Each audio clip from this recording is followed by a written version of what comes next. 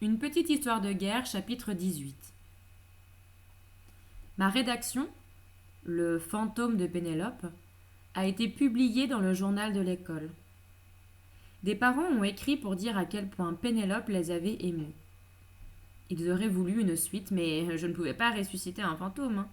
Elle était morte rue Saint-André-des-Arts et je me sentais aussi malheureux qu'un garçon peut l'être parce que je m'étais servi de tous les finks. J'étais Jack, l'hypocrite qui volait à la fois leur argent et leurs souvenirs.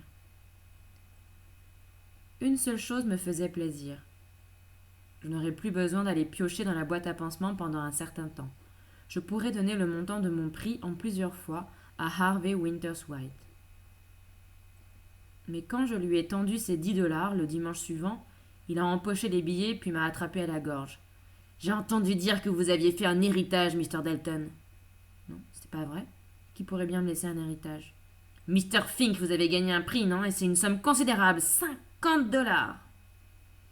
Mais vous aurez le tout en 5 semaines.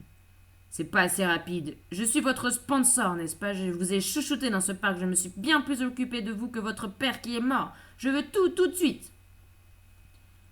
Et il a commencé à m'étrangler. J'ai lu votre histoire, Mr. Dalton. Je l'ai vue dans votre minable petit journal d'école. Il en arrive toujours un numéro dans une de nos poubelles. C'est un truc sentimental avec des nazis, une petite fille. Quel que soit votre talent, Mr. Dalton, c'est de l'amiral que vous le tenez. Pas vrai, les gars? Ouais, ont hurlé Robert et l'élan. J'arrivais à peine à respirer. Et soudain, j'ai vu un imperméable derrière l'amiral.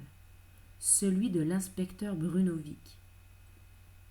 Il y avait d'autres imperméables aussi. Vic devait avoir amené avec lui toute une escouade. Robert et l'élan se sont mis à gémir et à pleurer, mais Harvey Winters n'avait pas vu les imperméables. Il était bien trop occupé à essayer de me prendre mon argent.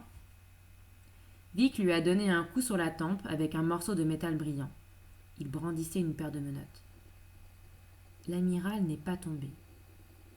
Il a fermé les yeux. « Je suis en train de me fâcher, a-t-il grondé. Je suis en train de devenir fou !» Vic l'a frappé à nouveau. Du sang a jailli de la tête de l'amiral. « Ah, maintenant je suis en train de brûler !» Ses yeux se sont mis à danser dans toutes les directions. Il nageait dans un océan d'air. Il a titubé puis est tombé à plat ventre dans l'herbe.